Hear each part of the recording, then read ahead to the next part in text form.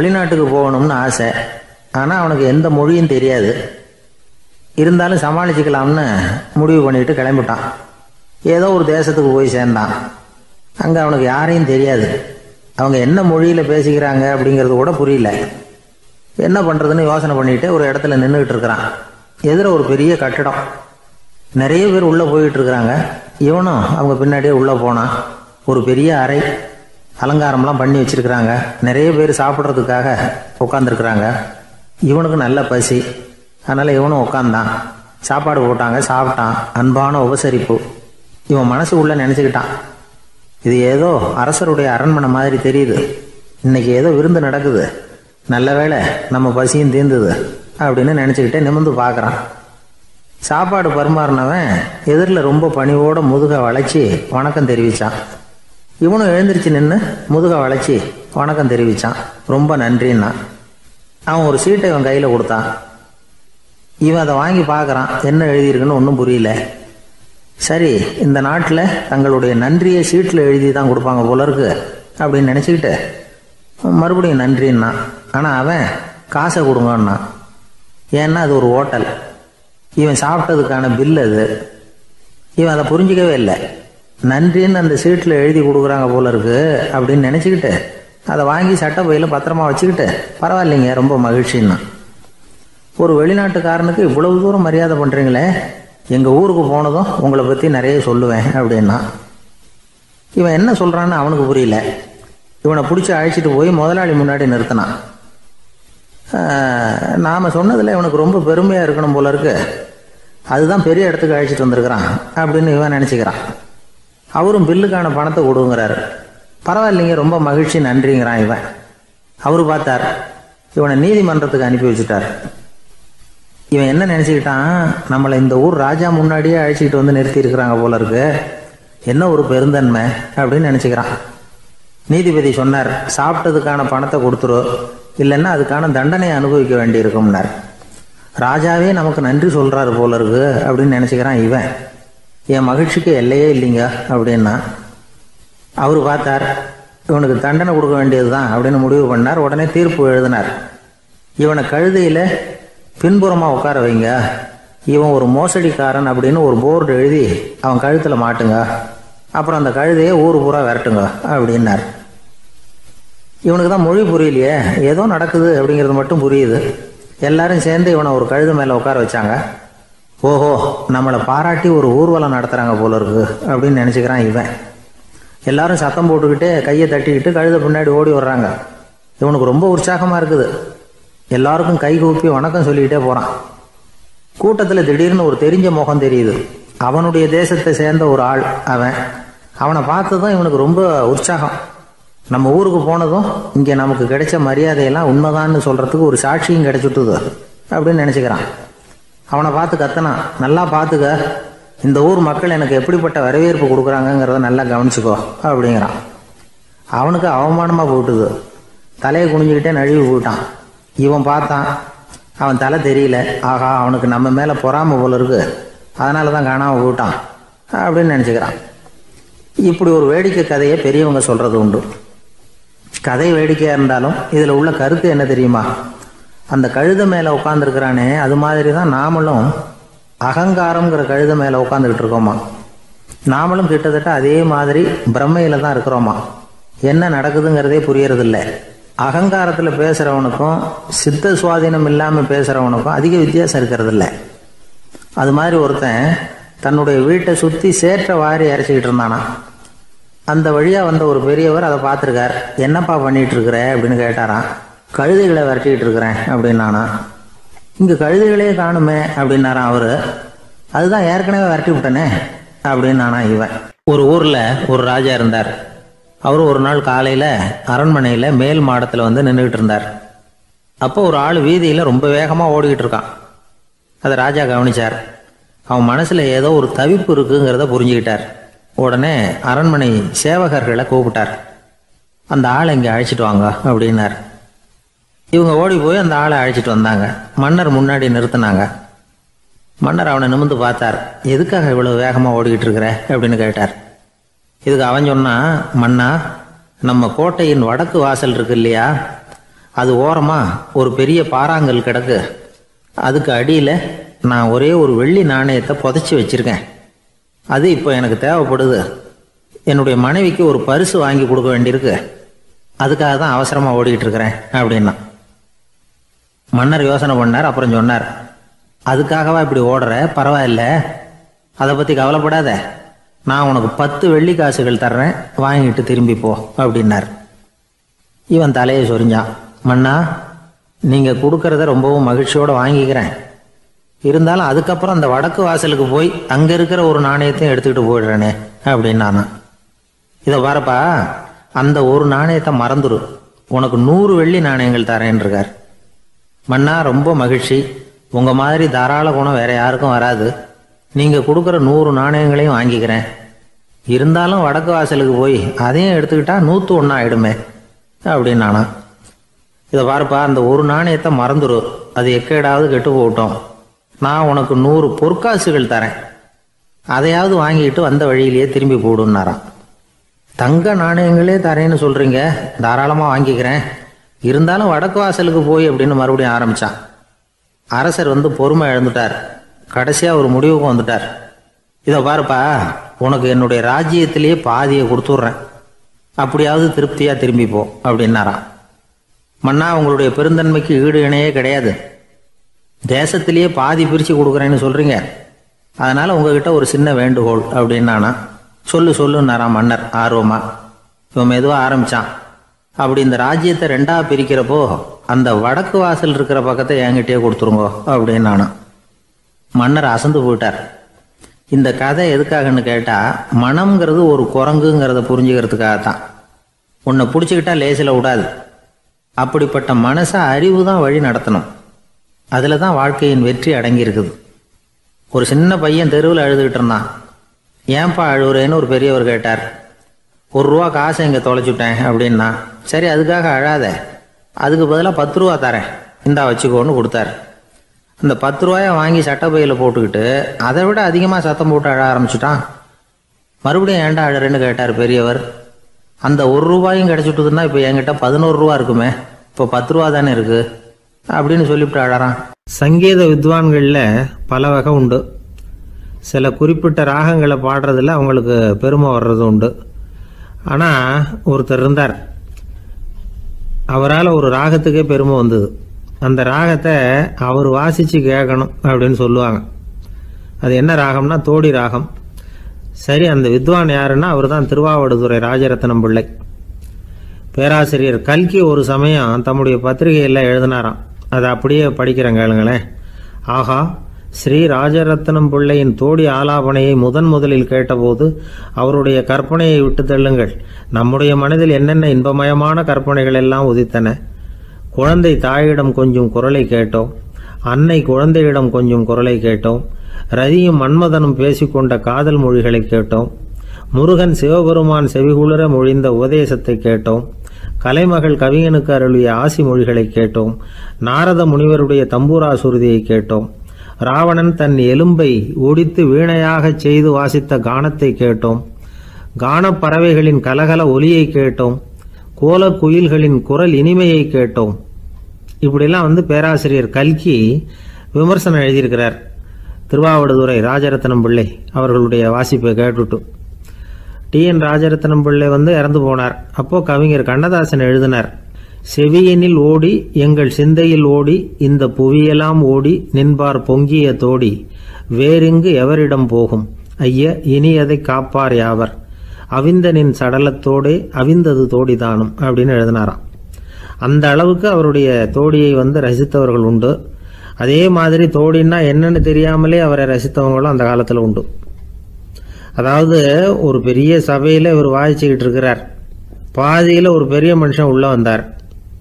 அவர் உடம்புல பட்டு வேஷ்டி, ஜருகை, அங்கவஸ்திரம், வாயில் வெத்தலை, வாசனை புகையில, காதில் வைரக்கடுக்கன், கழுத்தில் தங்க சங்கிலி, கை விரல் பூரா மோதிரம், கையில் ஒரு வெள்ளி வெத்தலை புட்டி, உதவிக்கு 2 பேர் பக்கத்தில். இவ்வளவு பந்தாவோட வரார் கச்சேரி கேட்கறதுக்கு. இப்படி வந்தவர் முதல் வரிசையில் உட்கார்ந்தார். வித்வான் வாசித்து முடித்ததும் இவர் அவரை பார்த்து, ஐயா, நீங்கள் தோடி வாசிக்கிறதுல ரொம்ப கெட்டிக்காரர்னு கேள்விப்பட்டிருக்கேன். அதை கேட்கறதுக்காக தான் மெனக்கிட்டு வந்திருக்கிறேன். அதை வாசிங்களேன் அப்படின்னாராம் இந்த பெரியவர். ராஜரத்னம் பிள்ளைக்கு ஒன்றும் புரியல. ஏன்னா இது வரைக்கும் அவர் வாசிச்சுக்கிட்டு இருந்ததே அந்த தோடி ராகத்தை தான். அதை வாசித்து முடித்ததும் அதை வாசிங்களேன்னு இவர் கேட்குறார். அப்படின்னா இவரோட ஞானம் எப்படிப்பட்டது? இவ்வளவும் கேட்டுட்டு இப்படி கேட்குறாரே அப்படின்னு அவர் யோசிச்சிருக்கிறார் ராஜரத்னம் பிள்ளை. உடனே என்ன பண்ணார் தெரியுமா? பக்கத்தில் ரொம்ப சாதுவாக சுருதி போட்டுக்கிட்டு இருந்த ஒரு முதுகில் ஓங்கி ஒரு குத்து விட்டாராம். அவருக்கு ஒன்றும் புரியல, எதுக்கு நம்மளை அடிக்கிறார் இவர், நம்மளை குத்துறாரு வித்வான்னு. அவர் அதிர்ச்சியால் இவர் நிமிர்ந்து பார்த்துருக்கார். அப்போ ராஜரத்னம் பிள்ளை சொன்னாராம், ஏய்யா ஐயா பெரிய மனுஷன், என்னுடைய பரம ரசிகர், தோடி ராகம் கேட்கணுங்கிறதுக்காக இவ்வளவு தூரம் வந்திருக்கிறார், வந்து வரிசையில் உட்காந்துருக்கார். நீ இந்த சமயம் பார்த்து தோடி ராகம் வாசிக்கிற நாதஸ்வரத்தை வீட்டில் வச்சுட்டு வந்துட்டியே, இப்போ ஐயாவுக்காக அந்த ராகத்தை நான் எப்படி வாசிக்கிறது அப்படின்னு சொல்லிவிட்டு மறுபடியும் முதுகில் ஒரு அடி கொடுத்தாராம். அடி வாங்கினவருக்கே சிரிப்பு அடக்க முடியலையா. எனக்கு இது மட்டும்தான் சார் தெரியும், இதை தவிர வேறு எதுவும் தெரியாது அப்படின்னு சொல்லிக்கிட்டே காலம் தள்ளுறவங்க ரொம்ப பேர். அவங்கெல்லாம் கஷ்டப்பட வேண்டியிருக்கும். ஒருத்தர் தன்னுடைய தொழிலில் ரொம்ப கெட்டிக்காரராக இருக்கலாம், அதுக்காக எப்பவும் அதே ஞாபகத்தில் இருந்துக்கிட்டு உலகியல் அறிவு இல்லாமல் இருந்துடக்கூடாது, அது ஆபத்து. இதுக்காக நம்ம தாத்தா பாட்டிலாம் ஒரு கதை சொல்லுவாங்களே, கேள்விப்பட்டிருக்கீங்களா? ஒரு சமயம் ஒரு 4 பேர் சேர்ந்து வெளியூருக்கு பிரயாணம் போனாங்களாம். அந்த 4 பேர் எப்படி தெரியுமா? ஒருத்தர் வேதாந்தி, இன்னொருத்தர் சங்கீத வித்வான், 3வது ஆள் வைத்தியர், 4வது ஆள் ஜோசியர். இவங்க 4 பேரும் நண்பர்கள். அதனால் சேர்ந்து புறப்பட்டாங்க. வழியில் ஒரு ஊரில் தங்கினாங்க. இருட்டி போச்சு. அதனால் இன்றைக்கி ராத்திரி இங்கேயே தங்கி இருந்துட்டு நாளைக்கு புறப்படலாம் அப்படின்னு தீர்மானம் பண்ணாங்க. சாப்பாட்டுக்கு என்ன பண்ணுறது? அங்கேயே கடத்தெருவுக்கு போய் சாமான்லாம் வாங்கியாந்து சமைச்சு சாப்பிட்லாம்னு முடிவு பண்ணாங்க. 4 பேர் இருக்கிறதுனால ஆளுக்கு ஒரு காரியமாக செய்யலாம் அப்படின்னு வேலையை பிரிச்சுக்கிட்டாங்க. வைத்தியர் கரிகாய் வாங்க போனார், வேதாந்தி எண்ணெய் வாங்க போனார், ஜோசியர் பலசரக்கு வாங்க போனார், சங்கீத வித்வானுக்கு சமைக்கிற வேலை. எல்லாம் சரி. ஆனால் நடந்தது என்ன தெரியுமா? கடைத்தெருவுக்கு காய்கறி வாங்க போனார்ல வைத்தியர், அங்கே போய் மார்க்கெட்டில் பார்த்தார். ஒவ்வொரு கரிகாயாக எடுத்து பார்த்தார். இது பித்தம், உடம்புக்கு ஒத்துக்காது, இது வாயு, உடம்பு ஒத்துக்காது அப்படின்னு ஒவ்வொன்றா தள்ளினார். கடைசியில் ஒன்றுமே தேரல, வெறுங்கையோடு திரும்பி வந்துக்கிட்டு இருக்கிறார். எண்ணெய் வாங்க போனார் வேதாந்தி, அவர் ஒரு தொன்னையில் எண்ணெயை வாங்கினார். பேசாமல் அதை எடுத்துகிட்டு வர வேண்டியது தானே, முடியல. அவருடைய வேதாந்த மூளை சிந்திக்க ஆரம்பிச்சுட்டுது. இந்த தொன்னைக்கு எண்ணெய் ஆதாரமா அல்லது எண்ணெய்க்கு தொன்னை ஆதாரமா அப்படிங்கிற ஆராய்ச்சியில் இறங்கினார். என்னாச்சு தெரியுமா? அப்படி கவுத்து பார்த்தார். வாங்கின எண்ணெய் பூராவையும் வழியில் கொட்டிவிட்டு வெறும் தொன்னையோடு சேர்ந்தார். பலசரக்கு வாங்க போனார் ஜோசியர், அவர் ஒரு வழியில் பார்த்தாரு. வழியில் வந்தவங்களெல்லாம் அங்கங்கே ஒரு மரத்தடியில் உட்கார வச்சு அவங்களுக்கெல்லாம் ஆர்வம் சொல்ல ஆரம்பிச்சிட்டார். அப்படி ஒவ்வொருத்தராக சொல்லி முடிச்சுட்டு கடத்தருக்கு போய் சேர்ந்தார். இவர் அங்கே போய் சேர்றதுக்குள்ளே ரொம்ப நேரம் ஆகிட்டுது. கடையெல்லாம் பூட்டி விட்டு போயிட்டாங்க. என்ன செய்கிறது? அவரும் வெறுங்கையோடு திரும்பி சேர்ந்தார். சரி, இவங்க கதை தான் இப்படி ஆச்சு. அங்கே சமைக்கிறதுக்காக உட்காந்துருந்தார் சங்கீத வித்வான், அவர் கதை என்னாச்சு தெரியுமா? அங்கே அவர் அடுப்பை பற்ற வச்சு ஒலையை கொதிக்க வச்சார். அதாவது ஒரு பானையில் தண்ணியை ஊற்றி அடுப்பில் வச்சார். அது கொதிக்க ஆரம்பிச்சிது. தண்ணி கொதிக்கிற சத்தம் இருக்குதுல்ல, அது இவருக்கு தாளம் போடுறது மாதிரி இருந்தது. ஒரே குஷி, பாட ஆரம்பிச்சிட்டார். பாடிக்கிட்டே உற்சாகமாக கையில் இருந்த கரண்டியால் அந்த பானையில் தட்டினார், தாளம் போடுறதா நினச்சிக்கிட்டு. அவ்வளவுதான், பானை பட்டுன்னு உடஞ்சி போச்சு. தலையில் கையை வச்சுக்கிட்டு அவரும் உட்காந்துட்டார். எந்த தொழில் தெரிஞ்சாலும் சரி, அதை புத்திசாலித்தனமாக பயன்படுத்த தெரியலன்னா ஆபத்து தான். அதுக்காக தான் இந்த கதை. ஒரு பஸ்ஸு டிரைவர் ரொம்ப கெட்டிக்காரரு. பஸ்ஸை ரொம்ப திறமையாக ஆபத்து இல்லாமல் ஓட்டினதுக்காக பரிசுலாம் வாங்கினவர். அவரே ஒரு படகு ஓட்டுறதுக்காக அழைச்சிட்டு போயிருக்கிறாங்க, மோட்டார் படகு. அதையும் ரொம்ப திறமையாக தான் ஓட்டிகிட்டு போயிருக்கிறாரு. நடுக்கடலில் போனதும் படகு நின்று போச்சு. மோட்டாரில் ஏதோ கோளாறு. என்ன செய்யலாம் அப்படின்னு அந்த டிரைவரை கேட்டிருக்கிறாங்க படகுல இருந்தவங்கெல்லாம்.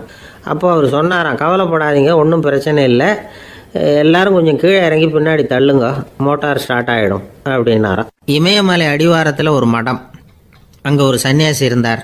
அவர்கிட்ட ஒருத்தர் வந்தார். சுவாமி, ஆசையை உதற நினைக்கிறேன், முடியல, ஒட்டிக்கிட்டே வருது அப்படின்னாராம். இப்படி உட்கார, ஒரு கதை சொல்கிறேன் அப்படின்னு சொல்லி அவர் சொல்ல ஆரம்பித்தாராம். அவர் சொன்ன கதை என்னென்னா, ஒரு ஊரில் ஒரு ஆள் இருந்தான். அவன் பேர் குப்புசாமி. அவங்ககிட்ட எப்பவும் ஒரு பழைய தொப்பி இருக்கும், விடவே மாட்டான். அதனால் அவனை எல்லாரும் தொப்பி சாமி அப்படின்னு தான் கூப்பிடுறது வழக்கம். ஒரு புது தொப்பி வாங்கிக்கப்படாதாப்பா அப்படின்னு நண்பர்கள்லாம் சொல்லி பார்த்தாங்க. பணத்துக்கு எங்கே போவேன் அப்படின்னு விட்டானா. பணம் வச்சுருக்கான், செலவு பண்ண மனசு வரல. மகா கஞ்சன். பழைய பாட்டில்கள்லாம் வாங்கி விற்றுக்கிட்டு இருந்தான். அப்படி ஒரு தடவை பழைய கண்ணாடி சாமான்களை ஏலத்தில் எடுத்தப்போ அதில் ஒரு அருமையான சென்ட்டு பாட்டில் கிடச்சிது. உடனே ஒரு ஐடியா பண்ணான். அந்த சென்ட்டை வந்து சின்ன சின்ன பாட்டில்களில் அடைச்சி ஜன்னல் ஓரமாக அடுக்கி வச்சுட்டான். அதை விற்றா நிறைய பணம் கிடைக்குமே, அதனால். இதுக்கு இடையில் ஒரு நாள் அவன் வந்து அப்படியே உட்காந்துருந்தான். அந்த நேரம் நண்பன் வந்தான். ஏண்டா உன் பழைய தொப்பியை மாற்றப்படாதா, ஊரில் எல்லோரும் கேலி பேசுகிறாங்களே உன்னை தொப்பி சாமின்னு அப்படின்னு சொல்லி கேட்டிருக்கான். இந்த சென்ட்டு பாட்டில் விற்றதும் பணம் வரும், அதுக்கப்புறம் பார்க்கலாம் அப்படின்னு நானா இவன். சரி வா நீச்சல் குளத்துக்கு போயிட்டு வருவோம் அப்படின்னு கூப்பிட்ருக்கான் நண்பன். 2 பேரும் போனாங்க. அதே நேரம் அந்த ஊர் நீதிபதியும் அங்கே குளிக்க வந்தாராம். அவர்கிட்ட இருந்தது விலை வசந்த ஒரு புது தொப்பி. அதை அங்கே இருந்த ஸ்டாண்டில் மாட்டிவிட்டு குளிக்க போனார். இதுக்கிடையில் குப்புசாமி குளிச்சுட்டு வந்தான். அவனுடைய பழைய தொப்பியை காணலை. அந்த புது தொப்பியை பார்த்தா இது நண்பனுடைய வேலை தான் அப்படிங்கிறதாக புரிஞ்சுக்கிட்டு அதை எடுத்து மாட்டிகிட்டு வந்துட்டான். நீதிபதி குளிச்சுட்டு வந்து பார்க்குறாரு, தொப்பியை காணும். போலீஸில் புகார் கொடுத்தார். அவங்க வந்து தேடினாங்க. ஒரு மூலையில் பழைய தொப்பி கிடச்சிது. அடடா இது நம்ம குப்புசாமியோட தொப்பி இல்லையா அப்படின்னு நானா ஒருத்தன். உடனே அவன் வீட்டுக்கு தேடிட்டு போயிருக்காங்க. அங்கே போய் பார்த்தா புது தொப்பி அங்கே இருக்குது. உடனே அவனுக்கு 1000 ரூபா அபராதம் போட்டாங்களாம். அவன் பணத்தை கட்டிவிட்டு ரொம்ப எரிச்சலோடு வீட்டுக்கு வந்தான். பழைய தொப்பி கண்ணில் பட்டது. மறுபடியும் உன்னால் தானே எனக்கு 1000 ரூபா நஷ்டம் அப்படின்னு சொல்லி அதை எடுத்துக்கிட்டு அப்படி போயிருக்கான். அந்த ஊர் குளத்தில் வீசி எரிஞ்சிட்டு வந்துட்டான். அது மீன் பிடிக்கிற ஒருத்தன் கையில் சிக்கிச்சு. அவன் வர்ற வழியில் அதை எடுத்து வேகமாக வீசி எறிஞ்சான். அது நேராக குப்புசாமி வீட்டு ஜன்னல் வழியாக உள்ளே வந்து இந்த சென்ட்டு பாட்டில்கள் மேலே உழுந்து எல்லாம் உடஞ்சி நொறுங்கி போச்சு. குப்புசாமி பார்த்தான். தோட்டத்தில் ஆழமாக ஒரு குழியை வெட்டினான். அந்த தொப்பியை போட்டான், மூடிவிட்டான். இதை அடுத்த வீட்டுக்காரன் பார்த்தான். ஏதோ புதையல் தான் வச்சுருக்கான் போல இருக்குன்னு நினச்சான். போலீஸில் போய் புகார் கொடுத்துட்டான். மறுபடியும் போலீஸ் குழியை தோண்டினாங்க. பழைய தொப்பி மறுபடியும் வெளியில் வந்தது. எல்லோரும் சிரிக்கிறாங்க. அன்னைக்கு ராத்திரியே அந்த தொப்பியை எடுத்துக்கிட்டு நேராக புறப்பட்டான். ஒரு கல்லில் அதை சேர்த்து கட்டி குடிநீர் தொட்டி இருக்கும்ல அதில் போட்டுட்டு வந்துட்டான். இனிமேல் என்ன பண்ணும் பார்ப்போன்னு. ஒரு நாள் திடீர்னு குழாயெல்லாம் அடைப்பட்டு போச்சு. மாநகராட்சி அலுவலர்கள் வந்து என்னன்னு பார்த்தா அந்த பழைய தொப்பி குழாயை அடைச்சிக்கிட்டு இருக்குது. இது குப்புசாமியோட தொப்பிங்கிறது தான் எல்லாருக்கும் தெரியுமே. உடனே குடிநீரை வந்து பாழாக்கணத்துக்காக குப்புசாமிக்கு கோர்ட்டு 2500 ரூபா அபராதம் போட்டுவிட்டுது. அதையும் கட்டிவிட்டு வெளில வந்தான். கடைசியாக முடிவு பண்ணான். ஒரு நெருப்பு குச்சியை கிழிச்சான். தொப்பியை கொளுத்தினான். எரிஞ்சுது. எடுத்து வெளில எரிஞ்சான். கொஞ்ச நேரத்தில் தீ அணைப்பு படம் வந்துட்டுது. ஆமாம், இவன் எடுத்து எரிஞ்சது வெளியில் விழுந்து வீட்டு கூரையே பற்றிக்கிட்டு எரிய ஆரம்பிச்சுட்டுது. அவனோட பணத்தாசையும் அதோடு சேர்ந்து எரிஞ்சு போச்சான். இப்படி ஒரு கதை. இந்த கதையை சொல்லி முடித்தார் அந்த இமயமலை அடிவாரத்தில் இருந்த சன்னியாசி. இப்போ அந்த குப்புசாமி எங்கே இருக்கிறான்னு கேட்டார் எதிரில் இருந்தவர். இதோ உன் எதிரிலே இருக்கிறான், நான் தான் அந்த குப்புசாமி அப்படின்னாரான் அந்த சன்னியாசி. அந்த குப்புசாமி கிட்ட இருந்தது மாதிரி ஒரு பழைய தொப்பி நம்ம ஒவ்வொருத்தர்கிட்டையும் உண்டு. அதை எப்படி தொலைக்கிறதுன்னு தெரியாமல் தடுமாறிக்கிட்டு இருக்கிறோம். அது என்ன தொப்பிங்கிறீங்களா? அதுதான் நம்மை சூழ்ந்திருக்கிற மாயை அப்படிங்கிறார் சுவாமி சின்மயானந்தர். மெய்ஞானம் கிடைக்கிறப்போ மாயை வந்து எரிஞ்சு போகும் அப்படிங்கிறது அவருடைய கருத்து. நம்மால் ஒருத்தர் வேகமாக ஓடி வந்தார். காலில் மாட்டியிருந்த பழைய செருப்பு 2ஐயும் ஆவேசமாக தூக்கி ஒரு கிணத்துல போட்டுட்டு வெறுங்காலோடு நடந்து வந்துக்கிட்டு இருக்கிறார். ஏன் அப்படி பண்ணீங்க அப்படின்னு கேட்டோம். அந்த செருப்புக்கு சொந்தக்காரன் வந்து பின்னாடி வந்துக்கிட்டு இருக்கிறான், அதனால் அப்படி பண்ணேன் அப்படிங்கிறார் இவர். வாழ்க்கையில் சில சந்தர்ப்பங்களில் நாம் வந்து சில அவமானங்களை சந்திச்சே தீர வேண்டியிருக்கு. என்ன பண்ணுறது, காலம் அப்படி. அவமானப்படுறவங்க உடனே அடங்கி போய்டுறது தான் உலக வழக்கம். அவமானப்பட்டால் உடனே சீறி எழறவங்களும் உண்டு. ஆனால் அதையே ஒரு சவாலாக எடுத்துக்கிட்டு முன்னுக்கு வர்றவங்களும் சில பேர் இருக்கிறாங்க. அவங்க ரொம்ப அபூர்வம். இன்றைக்கி மனோதத்துவ நிபுணர்கள்லாம் என்ன சொல்கிறாங்க தெரியுமா?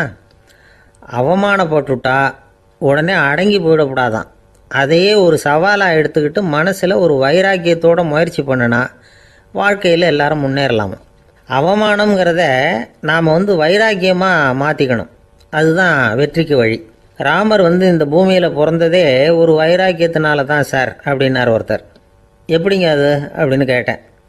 அவர் சொன்னார், தசரதருக்கு ராமர் வந்து குழந்தையாக வந்து பிறக்கணும், அப்போ தான் இங்கே இருக்கிற கஷ்டங்கள்லாம் நீங்கும் அப்படின்னு சர்வ லோகமும் எதிர்பார்த்துக்கிட்டு இருக்குது. ஆனால் அவர் எப்போ வந்து பிறப்பார் அப்படின்னு யாருக்கும் தெரியல. அந்த காரியம் சீக்கிரம் நடக்கணுமே, அதுக்கு என்ன பண்ணுறது? நாரதர் வந்தார் ஒரு நாள் தசரதரை தேடி. தசரதா, உனக்கு ஒரு செய்தி தெரியுமான்னு ஆரம்பித்தார். அவர் எப்பவும் இப்படித்தானே ஆரம்பிக்கிறது வழக்கம். என்ன விஷயம்னு கேட்டார் தசரதர். தசரதா, நீ அடிக்கடி உன்னோட தேரில் ஏறிக்கிட்டு தேவலோகத்துக்கு போகிற, அங்கே போகிற வர்ற எல்லாம் பண்ணிகிட்ருக்க, எல்லாம் சரி. தேவலோகத்துலேயும் உன்னை நல்லபடியாக தான் வரவேற்கிறாங்க.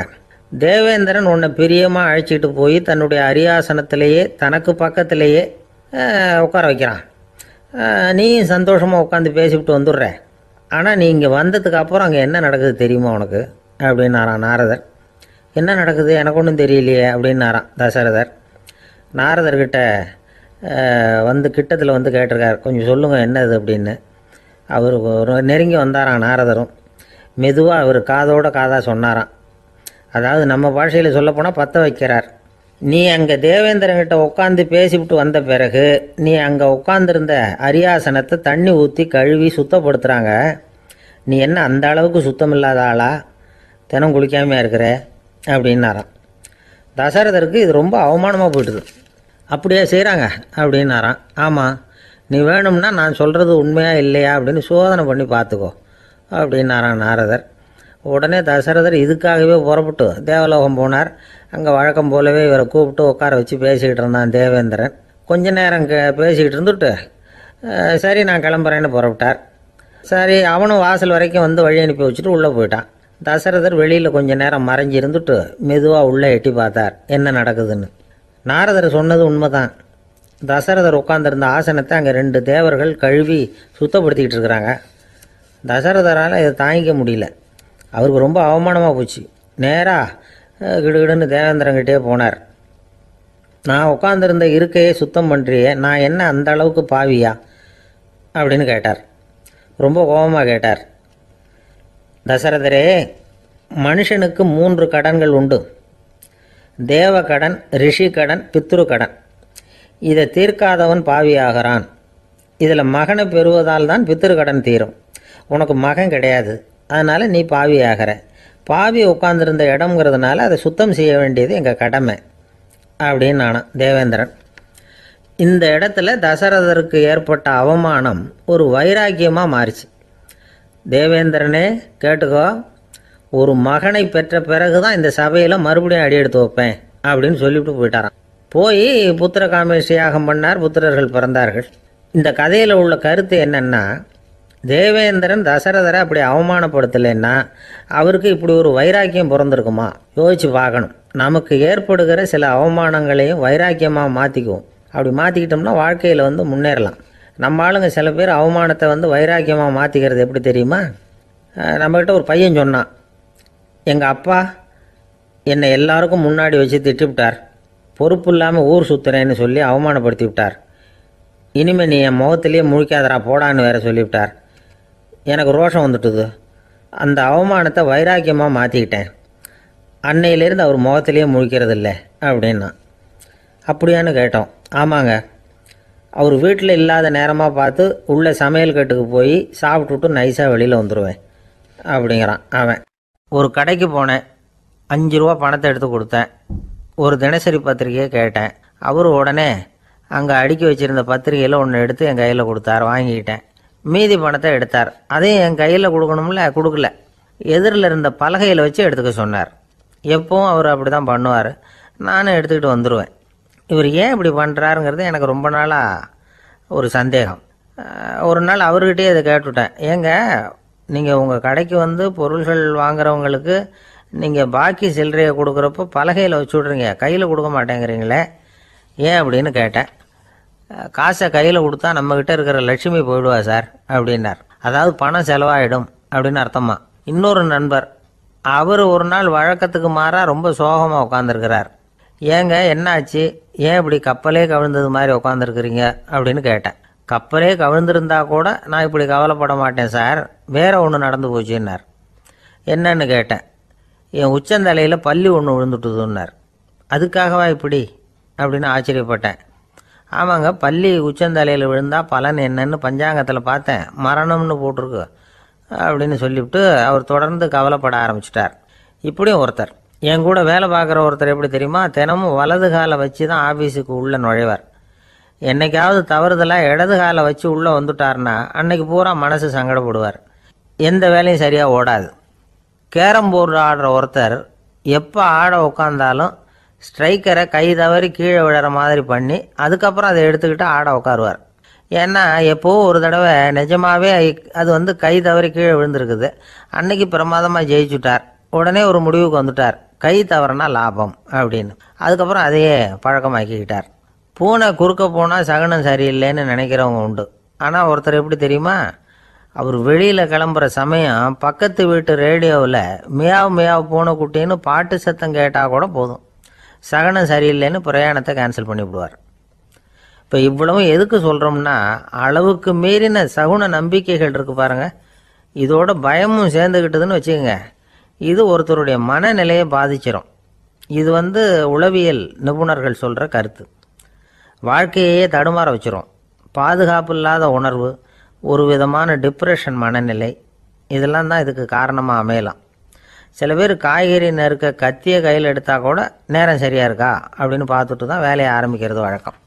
அறிவு தான் மனசுக்கு வாத்தியாராக இருக்கணும். அப்போ தான் வாழ்க்கை நிம்மதியாக இருக்கும். அறிவு மனசு சொல்கிறபடியெல்லாம் கேட்க ஆரம்பிச்சுட்டுதுன்னா இடைஞ்சல் தான். ஒருத்தருக்கு 7ஆம் நம்பர் தான் ராசியான நம்பரான். 7ஆம் தேதி தான் எந்த காரியத்தையும் ஆரம்பிப்பாராம். 7 எழுத்து வர்றது மாதிரி பேரை மாற்றி வச்சுக்கிட்டார். 7 மணிக்கு தான் தினமும் எழுந்திருப்பார். 7ஆம் நம்பர் வீட்டில் தான் குடியிருக்கார். கல்யாணம் கூட 7ஆம் தேதி தான் பண்ணிக்கிட்டார். அவர் ஒரு நாள் குதிரை பந்தயத்துக்கு போனாராம். குதிரையோட பேரையெல்லாம் பார்த்தார். ஒரு குதிரையோட பேர் 7 எழுத்தில் அமைஞ்சிருந்தது. 7 தானே இவருக்கு அதிர்ஷ்ட நம்பர். அதனால் உடனே அது பேரில் பணத்தை கட்டினார். பந்தயம் நடந்தது. என்ன சார் ஆச்சுன்னு கேட்டாங்க. நான் பணம் கட்டின அந்த என்னோட குதிரை 7ஆவதாக சேர்ந்தது சார் அப்படின்னாராம் சோகமாக. ஒரு ஊரில் ஒரு ராஜா இருந்தார். அவர் ஒரு பூனை வளர்த்தார். ரொம்ப செல்லமாக அவர் அந்த பூனையை வளர்த்தார். அவர் என்ன பண்ணுவார் தெரியுமா, இரவு நேரத்தில் அந்த பூனையோட தலையில் ஒரு விளக்கை வச்சுருவார். அந்த பூனை ரொம்ப ஜாக்கிரதையாக அந்த விளக்கு கீழே விழுந்துடாமல் பார்த்துக்கும். தலையை ஆட்டாமல் ரொம்ப நிதானமாக ராஜா பின்னாடி நடந்து போய்கிட்டே இருக்கும். அந்த விளக்கு வெளிச்சத்தில் எல்லா வேலைகளையும் செஞ்சுருவார். கையில் ஒரு விளக்கை தனியாக எடுத்துகிட்டு போக வேண்டிய அவசியமே இல்லை. விளக்கை தூக்கிட்டு போகிற வேலையை அந்த பூனை பார்த்துக்கும். அதனால் ராஜாவுக்கு அந்த பூனை மேலே ரொம்ப பிரியம். மந்திரிகளையெல்லாம் கூப்பிட்டு அவங்கக்கிட்ட சொல்லுவார், பார்த்தீங்களா இந்த பூனை எவ்வளவு விசுவாசமாக நடக்குது, என் பேரில் எவ்வளவு மரியாதை பார்த்தீங்களா அதுக்கு அப்படிம்பார். இதை கேட்டுவிட்டு அங்கேருந்து அமைச்சர்களில் ஒருத்தர் சொன்னார், மன்னா நீங்கள் சொல்கிறது சரிதான், இருந்தாலும் இந்த பூனையோட விசுவாசத்தை நாம் கொஞ்சம் சோதித்து பார்க்க வேண்டியிருக்கு அப்படின்னாராம். சரி, உங்கள் ஆசையை ஏன் கெடுக்கணும், நல்லா சோதிச்சு பாருங்க அப்படின்னு சொல்லிவிட்டார் ராஜா. உடனே அந்த அமைச்சர் என்ன பண்ணார் தெரியுமா, எங்கேயோ புறப்பட்டு போனார். ஒரு 5-6 எலிகளை பிடிச்சிட்டு வந்தார். அரண்மனையில் ராஜா ஏதோ வேலை பார்த்துக்கிட்டு இருக்கிறாரு. பக்கத்தில் அந்த பூனை ரொம்ப பணிவாக நின்றுக்கிட்டு இருக்குது. அது தலையில் விளக்கு எரிஞ்சிக்கிட்டு இருக்கு. அமைச்சர் தான் பிடிச்சிட்டு வந்த எலிகளை அந்த பூனை பார்வையில் படுறது மாதிரி எதிரில் விட்டார். அந்த எலிகள்லாம் அங்கேயும் இங்கேயும் ஓட ஆரம்பிச்சிது. அதை பார்த்தது பூனை, அவ்வளவுதான். தலையில் இருக்கிற விளக்கை பற்றியும் கவலைப்படலை, ராஜாவை பற்றியும் கவலைப்படலை. ஒரே பாய்ச்சலாக பாஞ்சு எலிகளை துரத்த ஆரம்பிச்சுட்டுது. தலையில் இருந்த விளக்கு எங்கேயோ போய் விழுந்தது, அணைஞ்சு போச்சு. இருட்டில் ராஜா தடுமாற ஆரம்பிச்சுட்டார். இந்த சமயத்தில் அந்த அமைச்சர் மறுபடியும் விளக்கை ஏற்றினார். வெளிச்சம் வந்தது. அதுக்கப்புறம் அந்த அமைச்சர் பேசினார், அரசே, பூனையோட விசுவாசத்தை பார்த்தீங்களா, எலி அது கண்ணில் படுற வரைக்கும் தான் விசுவாசமாக இருந்தது. அது மாதிரி எலியை பார்த்ததும் எல்லாத்தையும் விட்டுட்டு அதை துரத்த ஆரம்பிச்சுட்டு பார்த்தீங்களா.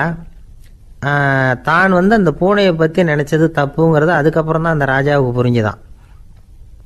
சரி, இப்போ எதுக்கு இந்த கதையெல்லாம் அப்படிங்கிறீங்களா, இந்த பூனை மாதிரி தான் நம்ம மனசும். மனசை எவ்வளவு தான் பயிற்சி கொடுத்து பக்குவமாக வச்சுருந்தாலும் பார்க்குறதுக்கு பரமசாது மாதிரி தான் இருக்கும். பார்க்க வேண்டியதை பார்த்துட்டுதுன்னா பாஞ்சிரும். இந்த பூனை மாதிரி புலன் இன்ப பொருள்கள் கிட்டாத வரைக்கும் மனம் அடங்கி இருக்கிறது மாதிரி தான் தெரியும். கொஞ்சம் வாய்ப்பு கிடைச்சாலும் அது குதிக்க ஆரம்பிச்சிடும், தப்பு பண்ண ஆரம்பிச்சிடும். பெரிய பெரிய முனிவர்கள் வாழ்க்கையில் நடந்த வீழ்ச்சி இதை தான் நிரூபிக்குது. புலன்களின் ஆற்றல் அதிகம். அதனால் மனக்கட்டுப்பாடு பயிற்சிகளில் ரொம்ப எச்சரிக்கையாக இருக்கணுங்கிறார் சுவாமி சிவானந்தர். மது பழக்கத்தையே விட்டுவிட்டேன்னு உறுதியாக இருப்பான். கடை கண்ணில் பட்டுவிட்டதுன்னா கால் அவனை கேட்காமலே இழுத்துக்கிட்டு உள்ளே போயிடும். இதுதான் மனசுங்கிறது. அதுதான் அந்த ராஜா வளர்த்த பூனை. நம்மால் ஒருத்தன் அந்த ராஜா பூனை தலையில் விளக்க வச்சது மாதிரி இவன் தன்னுடைய தலையிலேயே ஒரு விளக்கை ஏற்றி வச்சுக்கிட்டு என்னத்தையோ தேட ஆரம்பித்தான். தேடிக்கிட்டு இருக்கிறான். தலையை ஆட்டாமல் நிதானமாக நடந்து ரொம்ப நேரமாக தேடிட்டு இருக்கிறான். அந்த சமயம் அங்கே வந்த ஒருத்தர் என்னத்தை தேடுறீங்கன்னு கேட்டார். அதுதான் மறந்து போச்சு அப்படின்னு இழுத்தான். சரி, கொஞ்சம் இப்படி உட்காருங்க, ஞாபகம் வந்ததும் தேட ஆரம்பிக்கலாம் அப்படின்னார் அவர். இவன் கொஞ்ச நேரம் உட்காந்து யோசித்தான். அப்புறம் திடீர்னு எழுந்திரிச்சான். ஞாபகம் வந்துட்டுதுன்னா. என்னன்னு கேட்டார். எங்கள் வீட்டில் இருந்த விளக்கை எங்கே வச்சேன்னு தெரியல, அதை தான் தேடிக்கிட்டு இருக்கிறேன், ஏற்றி வைக்கலாம்னு பார்க்குறேன் அப்படின்னா. இந்த உலகத்தில் நாம் நல்லபடியாக இருக்கணும்னா அதுக்கு முக்கியமாக தேவைப்படுறது ரெண்டு. ஒன்று செல்வம், இன்னொன்று அறிவு. சரி, இது ரெண்டில் சிறந்தது எது அப்படின்னு ஒரு கேள்வி கேட்டால் என்ன பதில் சொல்கிறது? இதே கேள்வியை ஹஸ்ரத் அலி அவர்கள்கிட்ட கேட்டாங்களாம். அவர் ஒரு பெரிய அறிஞர். கேள்வி கேட்டவங்களும் சாதாரண ஆட்கள் இல்லை, இவங்களும் அறிஞர்கள். ஒரு நாள் ஹஸ்ரத் அலி அவர்கள்கிட்ட 10 அறிஞர்கள் வந்தாங்களாம். ஐயா, நாங்கள் 10 பேரும் உங்ககிட்ட ஒரே கேள்வியை தான் கேட்க வந்திருக்கிறோம், ஆனால் எங்கள் 10 பேருக்கும் நீங்கள் தனித்தனியாக பதில் சொல்ல முடியுமா அப்படின்னு கேட்டிருக்காங்க. அதாவது அவங்க ஒரே கேள்விக்கு இவர்கிட்ட இருந்து 10 விதமான பதில் எதிர்பார்க்குறாங்க. சரி, கேளுங்க, என்ன கேள்வி அப்படின்னார் அவர். அப்போ தான் அவங்க கேட்டாங்களாம், செல்வம் அறிவு இது ரெண்டில் சிறந்தது எது? இதுதான் கேள்வி. ஹஸ்ரத் அலி என்ன பண்ணார் தெரியுமா? அவங்கள ஒவ்வொருத்தராக கூப்பிட்டார். ஒவ்வொரு விதமான பதிலை சொல்லி அனுப்புனார். முதல்ல ஒருத்தரை கூப்பிட்டார். சொன்னார், அறிவுங்கிறது தீர்க்கதரிசிகள், ஞானிகள், மகான்கள் இவங்களோட பரம்பரை சொத்து. ஆனால் செல்வம்ங்கிறது கொடுங்கோலரின் ஆயுதம். அதனால் அறிவு தான் சிறந்தது அப்படின்னார். ரெண்டாவது ஆளை கூப்பிட்டார்.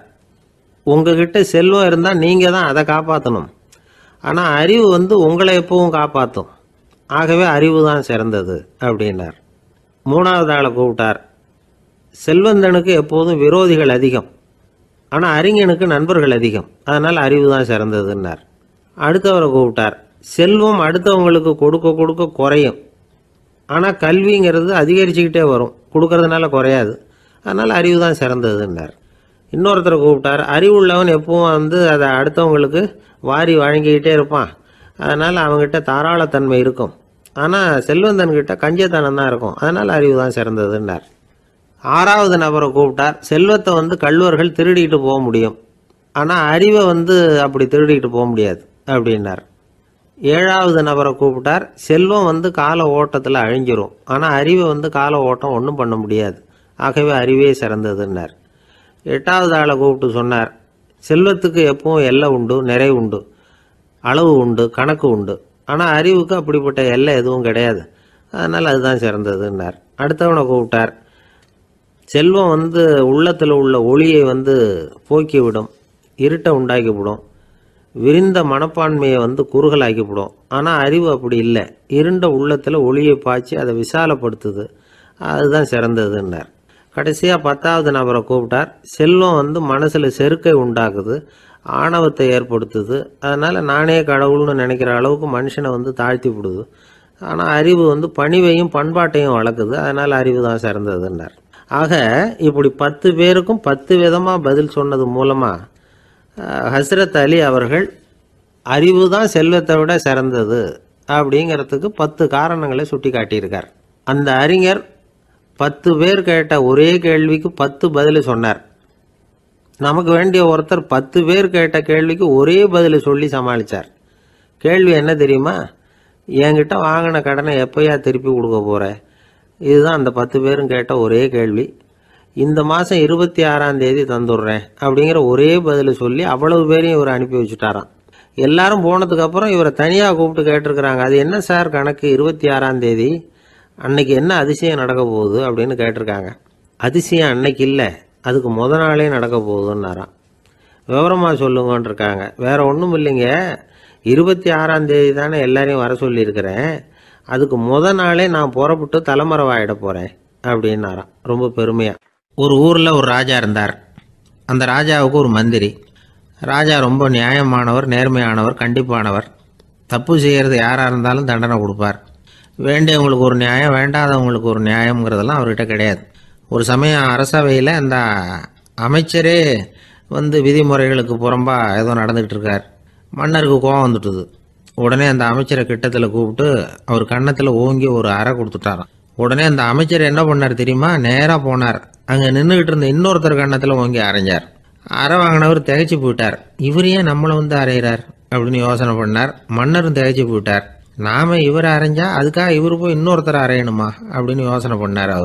இவருக்கு என்ன பைத்தியமானு கூட நினைக்க ஆரம்பிச்சுட்டார். ஆனால் என்ன ஆச்சுன்னா, அப்புறம் அமைச்சர் அவர் கவனிச்சுக்கிட்டு இருந்தாரா, அவர் இன்னொருத்தர் அரைஞ்சார் இல்லையா, அந்த அறை வாங்கின ஆசாமியை பார்த்து கத்திக்கிட்டு இருந்தார். யார்? அமைச்சர். ஏன்பா என்கிட்ட அறையை வாங்கிக்கிட்டு இப்படி விவரம் இல்லாமல் நின்றுட்டு இருக்கிறிய, நான் உனக்கு கொடுத்ததை நீ வேற யாருக்கிட்டையாவது கொடுத்துரு அப்படின்னார். உடனே அந்த ஆள் பார்த்தான். தனக்கு அடுத்தபடியாக நின்றுக்கிட்டு இருந்தவனை ஓங்கி ஒரு அறை அரைஞ்சான். அவன் கன்னத்தை தடவிட்டே யோசனை பண்ணான். இது ஏதோ புரிஞ்சுக்கிட்ட மாதிரி அடுத்தாப்புல நின்றுக்கிட்டு இருந்தவனை அரைஞ்சான். இப்படி இந்த அறை வந்து மாறி மாறி போய்கிட்டே இருக்குது. ஊரு பூரா பிரயாணம் பண்ண ஆரம்பிச்சுட்டுது. அன்னைக்கு ராத்திரி அந்த ராஜா படுக்கிறதுக்காக போனார். அந்த நேரம் பார்த்து அவர் கன்னத்தில் பலார்னு ஒரு அறை விழுந்தது. நம்மளே அரையிறது யாரு அப்படின்னு அதிர்ச்சியோட மன்னர் திரும்பி பார்க்குறாரு. அரைஞ்சது அவரோட மனைவி. என்னாச்சு உனக்குன்னு கத்துனார் ராஜா. உங்களுக்கு தெரியாதா, ஊர் பூரா ஒருத்தர் மாற்றி ஒருத்தர் மூலமாக இந்த அறை வந்து பிரயாணம் பண்ணிட்டு வருது அப்படின்னாங்க அந்த அம்மா. அப்படின்னா ஆரம்பித்த இடத்துக்கே வந்துட்டுதா அப்படின்னாராம் மன்னர். என்ன சொல்கிறீங்கன்னு கேட்டிருக்காங்க. இவர் விவரத்தை சொன்னாராம். அப்படின்னா நீங்கள் ஆரம்பித்து வச்ச இந்த விளையாட்டை நான் முடிச்சு வச்சுட்டேன் அப்படின்னாங்களாம் அந்த அம்மா. மறுநாள் காலை மறுபடியும் அரசவை கூடிச்சு அந்த அமைச்சர் மன்னரை பார்த்து கேட்டார். என்ன மகாராஜா, என்கிட்ட கொடுத்ததை திருப்பி வாங்கிட்டீங்களா அப்படின்னாராம். இப்படி நடக்கும்னு நான் எதிர்பார்க்கவே இல்லைன்னார் மன்னர். ஆனால் நான் எதிர்பார்த்தேன். அது எங்கே போயிட போகுது, ஊர் பூரா சுற்றி கடைசியில் உங்ககிட்ட தான் வந்து சேரும் அப்படிங்கிறது எனக்கு தெரியும் அப்படின்னார் அமைச்சர். இந்த கதை வந்து வேடிக்கையாக இருந்தால் கூட இதில் உள்ள கருத்து முக்கியமானது.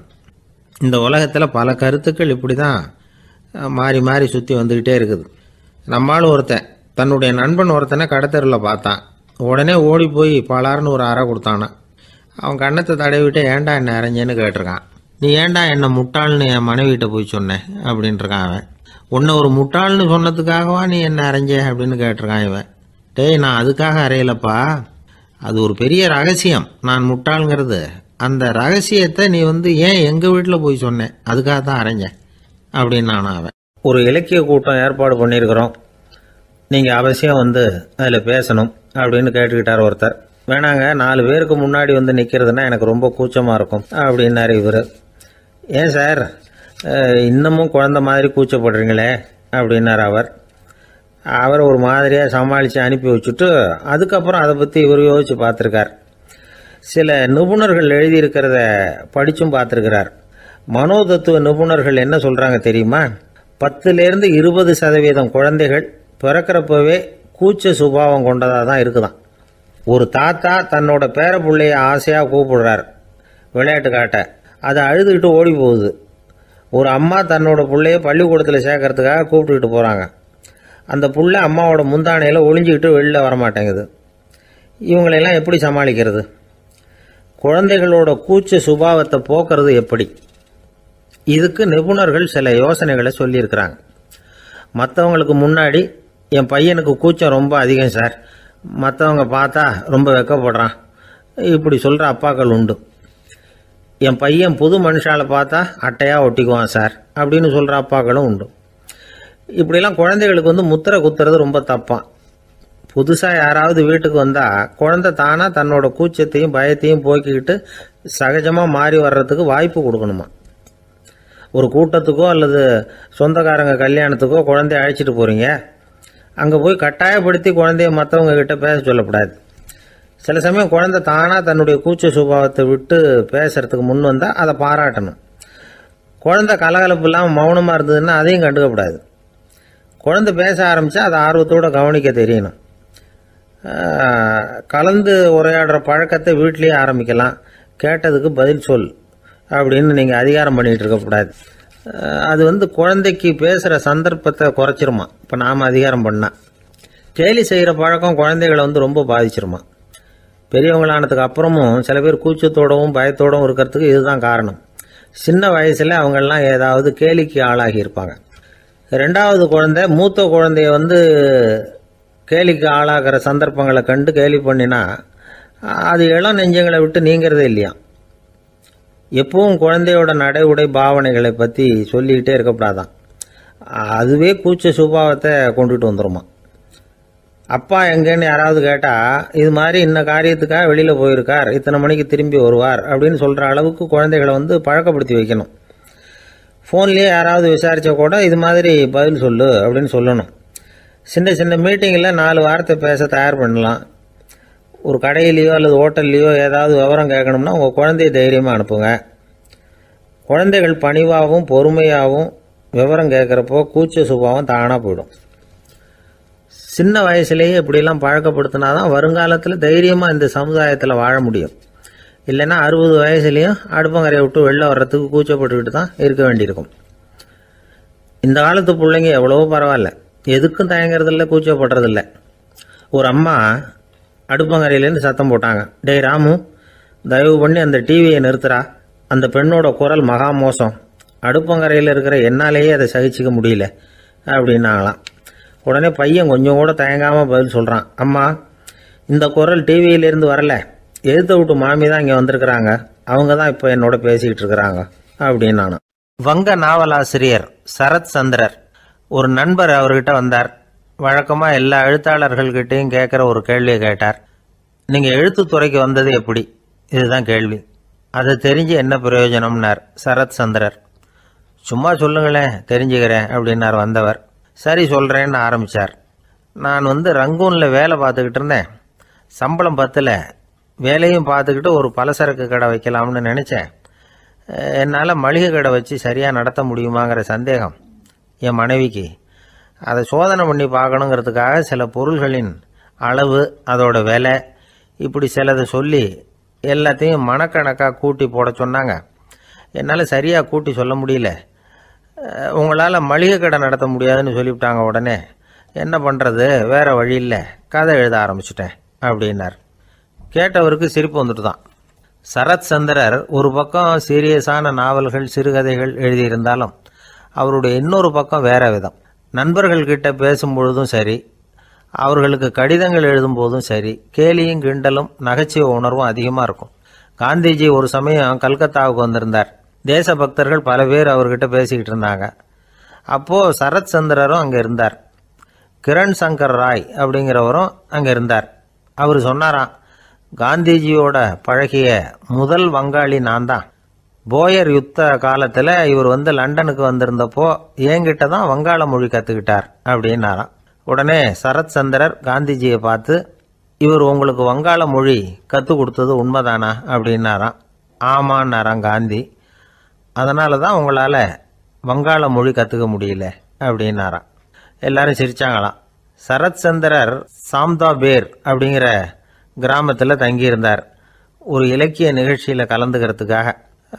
அதுக்காக ஒரு கல்கத்தாவுக்கு போக வேண்டிய சூழ்நிலை. அதுக்காக புறப்பட்டார். அந்த சமயத்தில் பின்னாடி இருந்து யாரோ அவரை கூப்பிட்டாங்க. இப்படி கூப்பிட்டவரை பார்த்து இன்னொருத்தர் யாரோ அதட்டி இருக்கிறாங்க. போகிறவரை ஏன் இப்படி கூப்பிடுறீங்க அப்படின்னு. ஏன் கூப்பிட்டா என்னன்னு கேட்டிருக்கார் சரத் சந்திரர். புறப்படுறவங்கள பின்னாடி இருந்து கூப்பிடுறது அபசகுனம், போகிற இடத்துல ஏதாவது ஆபத்து வரலாம் அப்படின்னு அதுக்கு விளக்கம் கொடுத்துருக்கிறார் அவர். உடனே சரத் சந்திரர் சொன்னாராம், இதோ இவங்க என்ன இலக்கிய கூட்டத்துக்கு அழைச்சிட்டு போகிறாங்களே, இதை விட வேற என்ன ஆபத்து வந்துட போகுது அப்படின்னாராம். இப்படி சரத் சந்திரருக்கு இயல்பாகவே நகைச்சுவை உணர்வு உண்டு. அவருடைய நண்பர் ஒருத்தர் வீட்டுக்கு கூப்பிட்டுருந்தார். அங்கே ஒரு கச்சேரிக்கு ஏற்பாடு பண்ணியிருந்தாங்க. சரத் சந்திரருக்கு இயல்பாகவே கச்சேரியில் நீண்ட ஆலோசனையெல்லாம் கேட்கறதுக்கு பொறுமை இருக்காது. அதனால் மெதுவாக பாட போகிறவர் எப்படி அப்படின்னு கேட்டிருக்கார். அவருக்கு ரொம்ப நல்லா பாட தெரியும் அப்படின்னு சொல்லியிருக்கிறாங்க. அதுக்கு சரத் சந்திரர், பாட தெரியுங்கிறது சரி, பாட்டை நிறுத்த தெரியுமா, அதை சொல்லுங்கள் முதல்ல அப்படின்னாராம். ஒரு பெரியவர் உட்கார்ந்துருக்கிறார். அவரை சுற்றி அவருடைய தோழர்கள் உட்கார்ந்துருக்கிறாங்க. ஏதோ ஒரு முக்கியமான செய்தியை அவர் அவங்களுக்கு சொல்லிக்கிட்டு இருக்கிறார். அவங்களும் ஆர்வமாக கேட்டுக்கிட்டு இருக்கிறாங்க. இந்த சமயத்தில் யாரோ ஒரு ஆள் வேகமாக அங்கே வர்றார். வர்ற வேகத்திலேயே எனக்கு ஏதாவது உதவி செய்யுங்க அப்படின்னு கேட்டுக்கிட்டே வர்றார். கேட்கறது உதவி, ஆனால் குரல் மிரட்டுறது மாதிரி இருக்குது, அதட்டி கேட்கறது மாதிரி இருக்குது. இதை கேட்டதும் அந்த பெரியவர் ஆத்திரப்படலை, ஆனால் அவரை சுற்றி இருந்தவங்க ஆத்திரப்பட்டாங்க. இதை பெரியவர் கவனித்தார். கொஞ்சம் அமைதியாக இருங்கன்னார். வந்தவரை கூப்பிட்டார். அவருக்கு சில பொருள்களை கொடுத்தார். என்னங்க இப்போ உங்களுக்கு மகிழ்ச்சி தானே அப்படின்னார். ஆ அப்படின்னு அலட்சியமாக அவர் சொல்கிறார். நான் உங்களை நல்ல முறையில் நடத்தினேன்னா அப்படின்னு கேட்குறாரு அவர் மறுபடியும். அதெல்லாம் ஒன்றும் இல்லை அப்படின்னு சொல்லி அவர் சொல்லிகிட்டு இருக்கிறாரு. குரலில் கடுமை குறையில. சுற்றி இருந்தவங்களால இதை பொறுத்துக்க முடியல. கோபத்தோடு அவரை நோக்கி நெருங்க ஆரம்பித்தாங்க. பெரியவர் அவங்களையெல்லாம் தடுத்து நிறுத்தினார். வந்தவரை வாங்க என்னோட அப்படின்னு சொல்லி அழைச்சிட்டு போனார். வீட்டுக்கு போனார். அங்கே போனதும் இன்னும் சில பொருள்களை எடுத்து அவர்கிட்ட கொடுத்தார். இப்போ திருப்தி தானே, நான் உங்ககிட்ட நல்ல முறையில் நடந்துக்கிட்டேனா அப்படின்னார். அவர் முகம் இப்போ தான் கொஞ்சம் மலர்ந்தது. ரொம்ப நன்றி, இறைவன் உங்கள் குடும்பத்துக்கு எல்லா நன்மைகளையும் செய்வான் அப்படின்னு சொன்னார். இதே வார்த்தைகளை என்னுடைய தோழர்கள்கிட்டே சொல்லிட்டீங்கன்னா அவங்க கோபம் தணிஞ்சிரும், வர முடியுமான்னார். கண்டிப்பாக வர்றேன் அப்படின்னாரு. மறுநாள் காலையில் அந்த இடத்துக்கு வந்தார். அதே மாதிரி சொல்லிவிட்டு அவர் போயிட்டார். தோழர்கள்லாம் ரொம்ப வியப்போடு பெரியவரை பார்த்தாங்க. அந்த பெரியவர் தான் நபிகள் நாயகம். அவர் சொன்னார், ஒருத்தன் ரொம்ப ஆசையாக ஒரு ஒட்டகத்தை வளர்த்துக்கிட்டு வந்தான். ஒரு நாள் அந்த ஒட்டகம் கயத்தை அறுத்துக்கிட்டு ஓடி போயிட்டுது. அக்கம் பக்கத்தில் இருக்கிறவங்கெல்லாம் அந்த ஒட்டகத்தை பிடிக்கிறதுக்கு முயற்சி பண்ணாங்க. அதை துரத்திக்கிட்டு ஓடினாங்க. ஒட்டகம் தாறுமாறாக ஓட ஆரம்பிச்சுது. இந்த சமயத்தில் ஒட்டகத்தை வளர்த்தவன் அங்கே ஓடி வந்தான். நீங்கள் அதை ஒன்றும் செய்ய வேணாம், விட்டுருங்க. அதோட சுபாவம் எனக்கு நல்லா தெரியும். அதை சுலபமாக என்னோட வழிக்கு கொண்டுட்டு வந்துட முடியும். நான் பார்த்துக்கிறேன், விட்டுருங்கோ அப்படின்னா.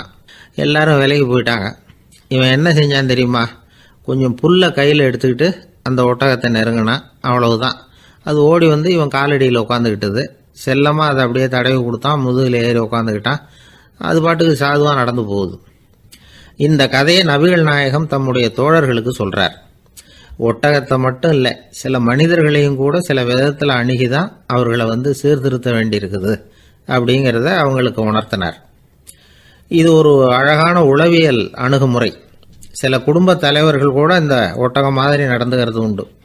அப்புறம் அடங்கி போகிறதும் உண்டு.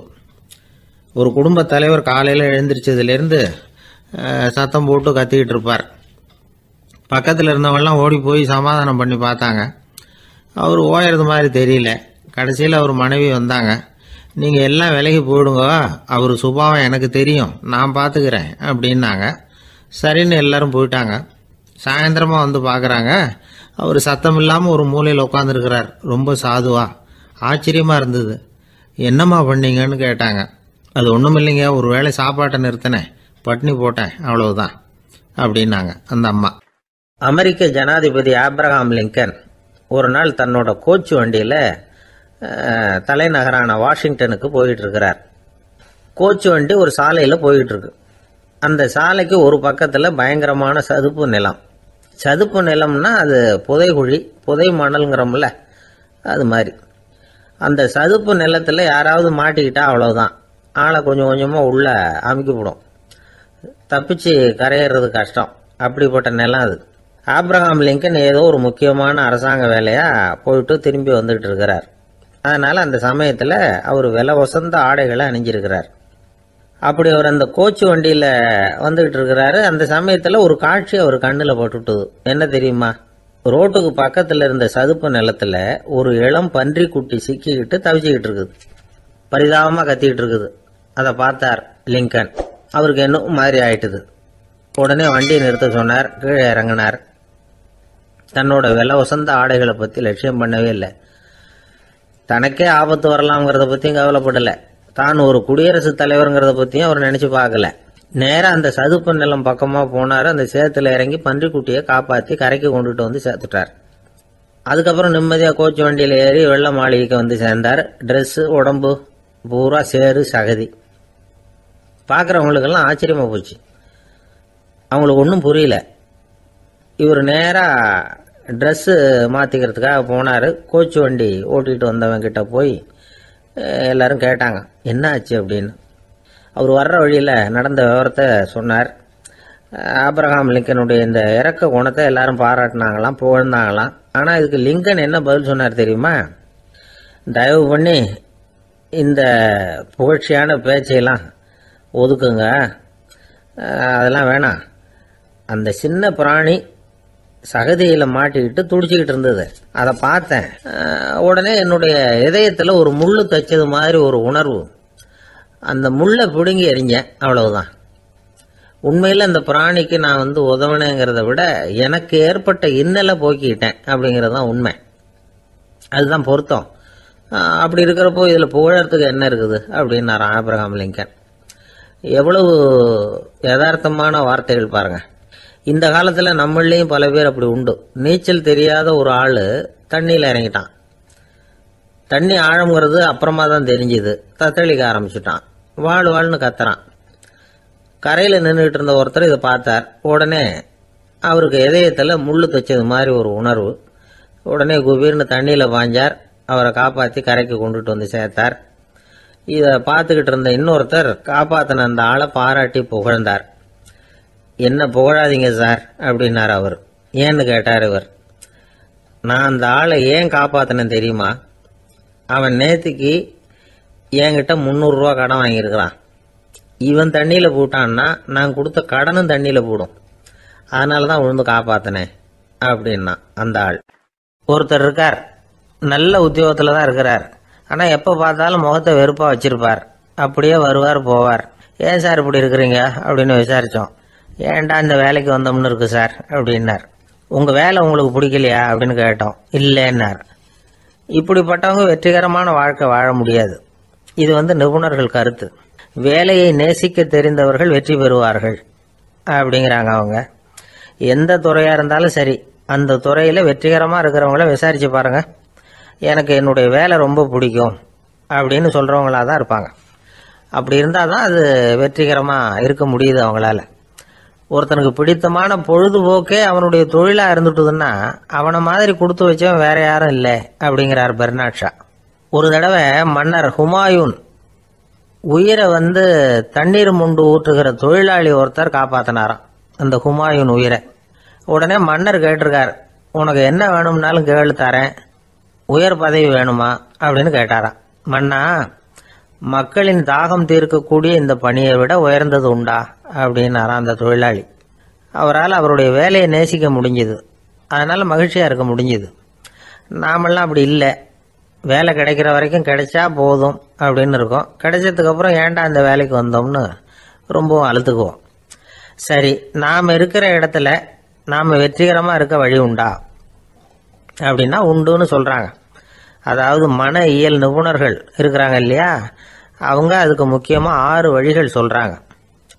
நீங்கள் ஒரு அலுவலகத்தில் வேலை பார்க்குறவரா அப்படின்னா இதை கேளுங்க.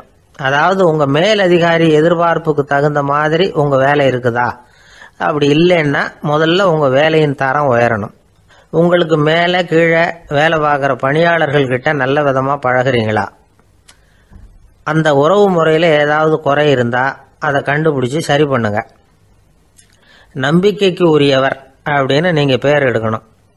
நீங்கள் எடுக்கிற முடிவு நல்ல முடிவாக தான் இருக்கும் அப்படின்னு அடுத்தவங்க சொல்லணும். உங்கள் தோற்றத்துக்கு முக்கியத்துவம் கொடுங்க. இது மனம் உடல் ரெண்டும் சம்பந்தப்பட்டது. அதனால் மனசையும் ஆரோக்கியமாக வச்சுருக்கணும், உடம்பையும் ஆரோக்கியமாக வச்சுருக்கணும். உங்களுடைய நிர்வாகம் செயல்படுற விதத்தை நல்லா புரிஞ்சு வச்சுக்கணும். உங்களுடைய நிர்வாகம் இப்போ ஒரு காரியம் செய்யுதுன்னு வச்சுங்க, ஏன் அப்படி செய்யுது, எதுக்காக அப்படி செய்யுது, அதனுடைய குறிக்கோள் என்ன, அது நீடிக்கிறதுக்கு காரணம் என்ன, இதெல்லாம் தெரிஞ்சுக்கணும். சிரிப்புக்கு வஞ்சகம் பண்ணக்கூடாது. நல்லா சிரிக்கணும், அப்போ தான் அது திரும்ப கிடைக்கும். கடந்த கால தோல்வியை பற்றி கவலைப்படக்கூடாது. முதலாளி விருப்பம் தெரிஞ்சு நடந்துக்கிறது நல்லது தான். அதுக்காக காக்கா பிடிக்கணுங்கிற அவசியம் இல்லை. உங்களுக்கு ஒரு பொறுப்பான வேலை கிடைக்குது, உடனே சத்தம் குழப்பம் அப்படின்னு சூழ்நிலை